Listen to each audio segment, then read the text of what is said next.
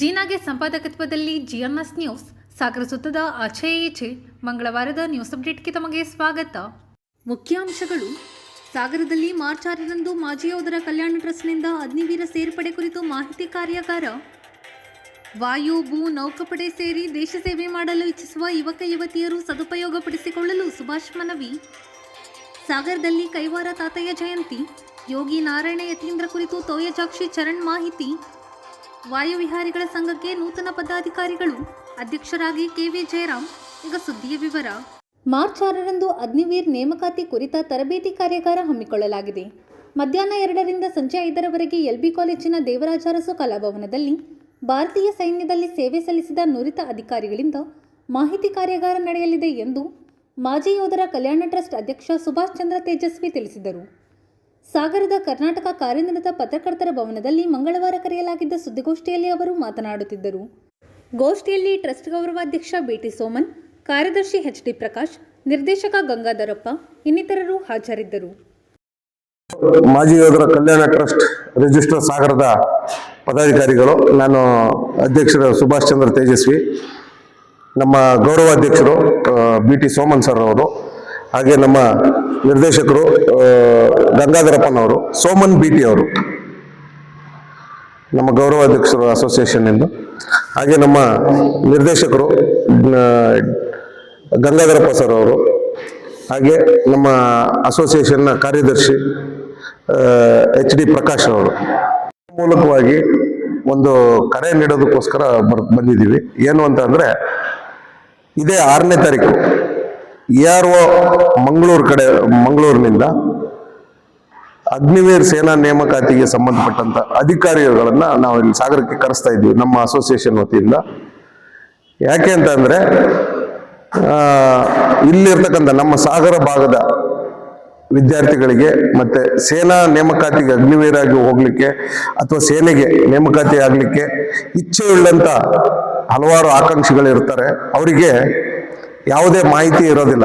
ಯಾವ ರೀತಿ ಪರೀಕ್ಷೆಯನ್ನ ಬರಿಬೇಕು, ಯಾವ ರೀತಿಯಾಗಿ ಅಪ್ಲಿಕೇಶನ್ ಹಾಕಬೇಕು, ಯಾವ ರೀತಿಯಾಗಿ ದೇಹದಾಢ್ಯತೆ ದೈಹಿಕ ಪರೀಕ್ಷೆಗೆ ತಮ್ಮನ್ನು ಒಳಪಡಿಸ್ಕೊಳ್ಬೇಕು, ಆ ರೀತಿಯಾದಂಥ ಯಾವುದೇ ರೀತಿಯ ಮಾಹಿತಿ ಇರೋದಿಲ್ಲ. ಅದರ ಕೊರತೆಯನ್ನು ನಿವಾರಿಸಬೇಕು ಅನ್ನೋ ದೃಷ್ಟಿನಲ್ಲಿ ಇದೇ ರೀತಿಯಾಗಿ ನಾವು ಸೇನಾ ಪೂರ್ವಭಾವಿ ತರಬೇತಿ ಶಿಬಿರವನ್ನು ಕಳೆದ ಒಂದು 4-5 ವರ್ಷಗಳ ಹಿಂದೆ, 4-5 ಕರೋನಾ ಆದಮೇಲೆ ಮಾಡಿದ್ವಿ. ಅದಾದ್ಮೇಲೆ ಸ್ವಲ್ಪ ಆಗಿರ್ಲಿಲ್ಲ, ಕಾರಣಾಂತರಗಳಿಂದ ಅದನ್ನು ಮಾಡ್ಲಿಕ್ಕೆ ಆಗಿರ್ಲಿಲ್ಲ. ಸೊ ಈಗ ಮತ್ತೆ ಅಗ್ನಿವೀರ್ ಪ್ರವೇಶ ಶುರುವಾಗ್ತಾ ಇದೆ. ಅದಕ್ಕೆ ಸಂಬಂಧಪಟ್ಟಂತ ಸಮರ್ಪಕವಾದಂತ ಮಾಹಿತಿಯನ್ನ ನಮ್ಮ ಭಾಗದ ಅಭ್ಯರ್ಥಿಗಳಿಗೆ, ವಿದ್ಯಾರ್ಥಿಗಳಿಗೆ, ಆಕಾಂಕ್ಷಿಗಳಿಗೆ ಮಾಡಬೇಕು ಅನ್ನೋ ಉದ್ದೇಶದಿಂದ ನಾವು ಮಾಜಿ ಯೋಧರ ಕಲ್ಯಾಣ ಟ್ರಸ್ಟ್ ರಿಜಿಸ್ಟರ್ ಸಾಗರ ಏನಿದ್ವಿ, ನಮ್ಮ ಸಾಗರ ತಾಲೂಕಿನ ಶಿವಮೊಗ್ಗ ಜಿಲ್ಲೆಯಾದ್ಯಂತ ಇರತಕ್ಕಂಥ ಎಲ್ಲ ಮಕ್ಕಳನ್ನು ಕೂಡ ಇದಕ್ಕೆ ಆಹ್ವಾನಿಸ್ತಾ ಇದ್ದೀವಿ ತಮ್ಮಗಳ ಮೂಲಕವಾಗಿ. ಇದು ಇದೇ ಮಾರ್ಚ್ 6ನೇ ತಾರೀಕು LB ಕಾಲೇಜಿನ ದೇವರಾಜ ಅರಸು ಭವನದಲ್ಲಿ ಮಾಡ್ತಾ ಇದ್ದೀವಿ. ಕಾರ್ಯಾಗಾರ ಸಂಪೂರ್ಣ ಮಾಹಿತಿ ಕಾರ್ಯಾಗಾರ ಆಗಿರ್ತದೆ. ಇದರಲ್ಲಿ ಸಂಪನ್ಮೂಲ ವ್ಯಕ್ತಿಗಳು ಬರ್ತಾರೆ, ನಮ್ಮ ಆರ್ಮಿಗೆ ಸಂಬಂಧಪಟ್ಟ ಹಾಗೆ. ಸೈನಿಕ ಕಲ್ಯಾಣ ಮತ್ತು ಪುನರ್ವಸತಿ ಇಲಾಖೆ ಸಹಯೋಗದೊಂದಿಗೆ ನಾವು ಇದನ್ನ ಆಯೋಜನೆ ಮಾಡ್ತಾ ಇದ್ದೀವಿ. ಇದಕ್ಕೆ ನಮ್ಮ ಸಾಗರದ ಎಲ್ಲ ಕಾಲೇಜಿನ ವಿದ್ಯಾರ್ಥಿಗಳು ಅತಿ ಹೆಚ್ಚಿನ ಸಂಖ್ಯೆಯಲ್ಲಿ ಭಾಗವಹಿಸಬೇಕು, ಮತ್ತೆ ಅವ್ರಿಗೆ ಬೇಕಾದಂಥ ಮಾಹಿತಿಯನ್ನ ಇದರಲ್ಲಿ ಪಡಿಬೇಕು ಅಂತ ಹೇಳಿ ನಾವು ಈ ಮೂಲಕ ಕರೆಯನ್ನ ಕೊಡ್ತಾ ಇದ್ದೀವಿ. ಹಾಗೇನೆ ಪದವಿ ವ್ಯಾಸಂಗ ಮಾಡ್ತಕ್ಕಂಥವ್ರು ಅವರು ಕೂಡ ಇದರಲ್ಲಿ ಭಾಗವಹಿಸಬಹುದಾಗಿದೆ.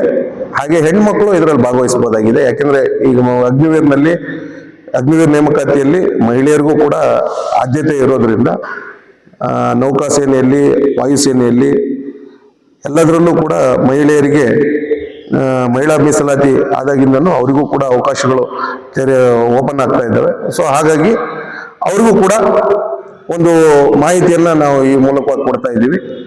ಅದಕ್ಕೋಸ್ಕರ ಮಧ್ಯಾಹ್ನ 2 ಗಂಟೆಯಿಂದ ಸಂಜೆ 5 ಗಂಟೆವರೆಗೂ 3 ಗಂಟೆಗಳ ಕಾಲ ಈ ಒಂದು ಮಾಹಿತಿ ಕಾರ್ಯಾಗಾರ ಶಿಬಿರ ಇರುತ್ತೆ.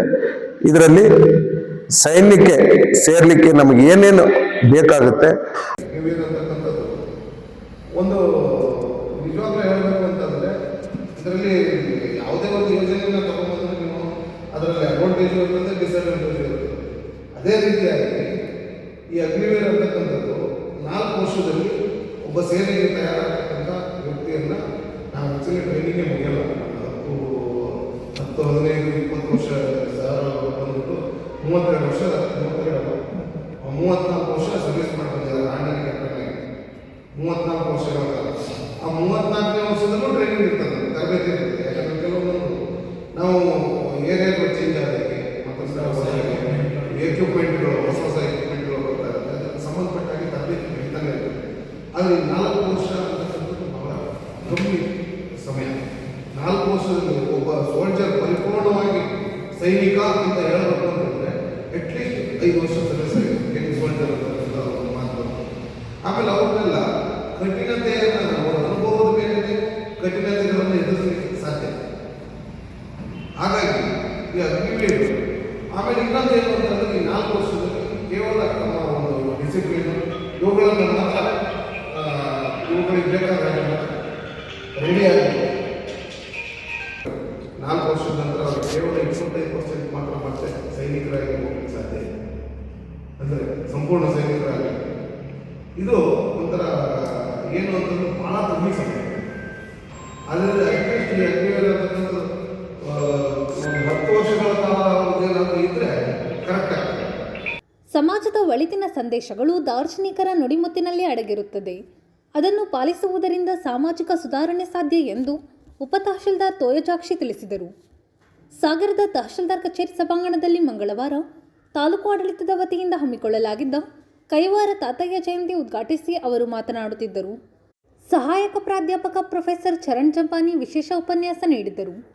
ತಾಲೂಕು ಬಲಿಜ ಸಮಾಜದ ಅಧ್ಯಕ್ಷ ಸತೀಶರ್, ಮಹಿಳಾ ಸಮಾಜದ ಅಧ್ಯಕ್ಷೆ ಶಾಂತ ಪಾಂಡುರಂಗ, ಮೋಹನ್ ಇನ್ನಿತರರು ಉಪಸ್ಥಿತರಿದ್ದರು. ವಿಟಿ ಸ್ವಾಮಿ ಕಾರ್ಯಕ್ರಮ ನಿರ್ವಹಿಸಿದರು. ಇವರು ಇದರಲ್ಲಿ ಧ್ಯಾನ ಮಾಡಿ ಮೋಕ್ಷ ಪಡೆದವರು ಅಂತ ಹೇಳ್ತಾರೆ. ಇವರು ಕಾಲಜ್ಞಾನವನ್ನು ಬರೆದಿರೋದು ಇವತ್ತಿಗೂ ಪ್ರಚಲಿತದಲ್ಲಿದೆ. ಅಂದರೆ ಅವಾಗ ಭವಿಷ್ಯವಾಣಿ ಏನು ಬರೆದಿದ್ದೋ ಅದು ಈಗಲೂ ನಡೀತಾ ಇದೆಯೇನೋ ಅದೇ ಥರ ಅನ್ನೋ ರೀತಿ ಅವಾಗಲೇ ಬರೆದಿದ್ದಾರೆ ನೋಡಿ. ಆ ಕಾಲದಲ್ಲಿ 18ನೇ ಶತಮಾನದಲ್ಲೇ ಬರೆದಿದ್ದಾರೆ. ಅವು ಇಂದಿಗೂ ಪ್ರಸ್ತುತ ಅನ್ನಿಸ್ತಾ ಇದೆ. ಇವರು ತಾತಯ್ಯನವರು ಅನೇಕ ಪವಾಡಗಳನ್ನ ಮಾಡಿದ್ದಾರೆ. ಹಾಗೆ ಯೋಗ ಶಕ್ತಿಯಿಂದ ಸಾವನ್ನ ಗೆದ್ದಿದ್ದಾರೆ ಅಂತ ಹೇಳ್ತಾರೆ. ನಿಜವಾಗ್ಲೂ ಅವಾಗೆಲ್ಲ ಸಾವನ್ನ ಗೆಲ್ಲೋ ಅಂಥವರೇ ಆಗಿರ್ತಿದ್ರು, ಆಗಿನ ಕವಿಗಳೇ ಆಗಲಿ ಸಂತರೇ ಆಗಲಿ ಎಲ್ಲರೂ. ಹಾಗೆ ಕೈವಾರ ತಾತಯ್ಯನವರು ಕೇವಲ ಕವಿಯಲ್ಲ, ಸಮಾಜಕ್ಕೆ ಭವಿಷ್ಯದ ಎಚ್ಚರಿಕೆಗಳನ್ನು ನೀಡಿದ ದಾರ್ಶನಿಕರು ಅಂತ ಹೇಳ್ಬೋದು. ಈ ಬಗ್ಗೆ ಜಂಬಾನಿ ಸರ್ ಎಲ್ಲ ತುಂಬ ಚೆನ್ನಾಗಿ ತಿಳಿಸ್ಕೊಟ್ಟಿದ್ದಾರೆ. ಧನ್ಯವಾದಗಳು ಸರ್. ಹಾಗೆ ಸತೀಶ್ ಸರ್ ಅವರಿಗೆ ಮತ್ತು ಇವ್ರಿಗೆ ಮೇಡಮ್ ನಿಮ್ಮ ಹೆಸರು ಶಾಂತ ಮೇಡಮ್ ಅವರಿಗೆ, ಹಾಗೆ ಸಮಾಜದ ಬಾಂಧವರೇ, ನಗರಸಭಾ ಸದಸ್ಯ. ಅವೈದಿಕ ದಾರಿ ಅಂತಂದ್ರೆ ಬೌದ್ಧ, ಜೈನ, ಕಾಪಾಲಿಕ, ಆರೂಢ, ಸಿದ್ಧ, ಸೂಫಿ ಈ ಎಲ್ಲಾ ಪರಂಪರೆಗಳಿಂದ ಬಂದಿರತಕ್ಕಂತಹ ಚರಣಗಳಿಂದ ಬಂದಿರತಕ್ಕಂತಹ ತಾತ್ವಿಕತೆಗಳನ್ನ ಒಳಗೊಂಡಿರ್ತಕ್ಕಂತಹ ಸಾಹಿತ್ಯವನ್ನು ನಾವೇನು ಕರಿತೀವಿ ಅವೈದಿಕ ಪರಂಪರೆ ಅಂತ ಕರಿತೀವಿ. ಅದರಿಂದ ಹುಟ್ಟಿಕೊಂಡಿರ್ತಕ್ಕಂಥದ್ದು ಈ ಆರೂಢ ಅಥವಾ ಅವಧೂತ ಪ್ರಜ್ಞೆ.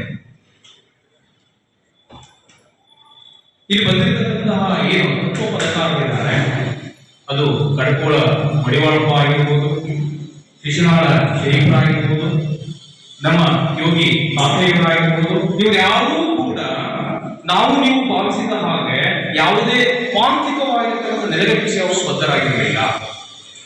ಪಂಥಕ್ಕೆ ಒಳಗಾದವರಲ್ಲ, ಧರ್ಮಕ್ಕೆ ಒಳಗಾದವರಲ್ಲ, ಎಲ್ಲಾ ಕಡೆಗಳನ್ನು ಮೀರಿದಂಥವರು, ಭಾಷೆಯನ್ನು ಮೀರಿದಂಥವರು, ಧರ್ಮವನ್ನು ಮೀರಿದಂಥವರು, ಜಾತಿಯನ್ನು ಮೀರಿದಂಥವರು, ಸಾಧಕರಾಗಿದ್ದಂಥವರು. ಅವರ ಸಾಧನೆಯಲ್ಲಿ ಖಂಡಿಸುವ ಕ್ರಿಯೆಯನ್ನ ಅಥವಾ ಕೆಲಸವನ್ನ ಅವರು ಮಾಡ್ತಾ ಹೋಗುವುದು. ಅದು ಇವತ್ತು ನಮ್ಮ ಎದುರುಗಡೆ ಏನಾಗಿದೆ, ಒಂದು ದರ್ಶನವಾಗಿ ನಮ್ಮ ಎದುರುಗಡೆ ಬಂದು ನಿಂತ್ಕೊಂಡಿದೆ, ಒಂದು ಕಾಣಿಕೆಯಾಗಿ ನಮ್ಮ ಎದುರುಗಡೆ ಬಂದು ನಿಂತ್ಕೊಂಡಿದೆ, ಒಂದು ತತ್ವವಾಗಿ ನಮ್ಮ ಎದುರುಗಡೆ ಬಂದು ನಿಂತ್ಕೊಂಡಿದೆ. ದೈವ ಮಾರ್ಗಕ್ಕಿಂತಲೂ ಭಕ್ತಿ ಮಾರ್ಗಕ್ಕಿಂತಲೂ ಪರಂಪರೆಯಲ್ಲಿ ನಂಬಿಕೆ ಇಟ್ಟಂಥವ್ರು ಇವರು ತತ್ವಪದಕಾರರು ಅಂತ ನಾವು ಕರೀತೀವಿ. ಈ ದೈವ ಪರಂಪರೆ ಅಧಿಕಾರದ ಲಾಲಸೆಯನ್ನ ಅಥವಾ ಅಧಿಕಾರದ ವಿಕೇಂದ್ರೀಕರಣವನ್ನ ಅಥವಾ ಪಂಥದ ಹಿನ್ನೆಲೆಯನ್ನು ಅಥವಾ ಸಿದ್ಧಾಂತದ ಹಿನ್ನೆಲೆಯಲ್ಲಿ ಮುಂದಕ್ಕಿದ್ರೆ ಈ ತತ್ವಪದಕಾರರು ನಂಬಿಕೊಂಡಿರ್ತಕ್ಕಂತಹ ಈ ಗುರು ಪರಂಪರೆ ಏನಿದೆಯಲ್ಲ ಇದು ಸಮುದಾಯ ಪ್ರಜ್ಞೆಯನ್ನು ಒಳಗೊಂಡಿರ್ತಕ್ಕಂಥದ್ದು. ಸಮುದಾಯದ ಒಳಗಿನ ಪ್ರೀತಿಯನ್ನ, ವಾತ್ಸಲ್ಯವನ್ನ, ಮಮಕಾರವನ್ನ ಕಾಪಿಟ್ಟು ಸಾಗರ ಮಲೆನಾಡು ವಾಯುವಿಹಾರಿಗಳ ಸಂಘದ ನೂತನ ಅಧ್ಯಕ್ಷರಾಗಿ ಕೆವಿ ಜಯರಾಮ್ ಆಯ್ಕೆಯಾಗಿದ್ದಾರೆ. ದಮಯಂತಿ ಹಾಗೂ ಬಸವರಾಜ್ ಉಪಾಧ್ಯಕ್ಷರಾಗಿ, ಕಾರ್ಯದರ್ಶಿಯಾಗಿ ಸುಧಾ, ಸಹ ಕಾರ್ಯದರ್ಶಿಯಾಗಿ ವೀರಪ್ಪ ದೇಶಪಾಂಡೆ, ಸದಾನಂದ ಖಜಾಂಚಿಯಾಗಿ ಆಯ್ಕೆಯಾಗಿದ್ದಾರೆ. ಸಲಹಾ ಸಮಿತಿ ಸದಸ್ಯರಾಗಿ ತೀನಾ ಶ್ರೀನಿವಾಸ್, ಆರ್ ಲಂಬೋದರ್, ಯುಜೆ ಮಲ್ಲಿಕಾರ್ಜುನ್, ಗೌರಿಶಂಕರ್ ನೇಮಕವಾಗಿದ್ದು, ಸದಸ್ಯರಾಗಿ ಕೆವಿ ಲಕ್ಷ್ಮಣ್, ಬಸವರಾಜ್, ಸಂಜೀವ್ ಜೋಯ್ಸ್, ನಾಗಪ್ಪ, ದಾಕ್ಷಾಯಿಣಿ, ರೇಖಾ, ನಾಗರತ್ನ, ರತ್ನ, ವೀಣಾ, ಶಾಂತಾರಾಮ್, ಐಬಿ ಪಟ್ಗಾರ್ ಅವರನ್ನು ಆಯ್ಕೆ ಮಾಡಲಾಗಿದೆ. ಇದು ಮಂಗಳವಾರದ ಸಮಗ್ರ ಸುದ್ದಿ. ನಿರಂತರ ಸುದ್ದಿಗಾಗಿ ನೋಡ್ತಾ ಇರಿ GNS ನ್ಯೂಸ್. ನಮಸ್ಕಾರ.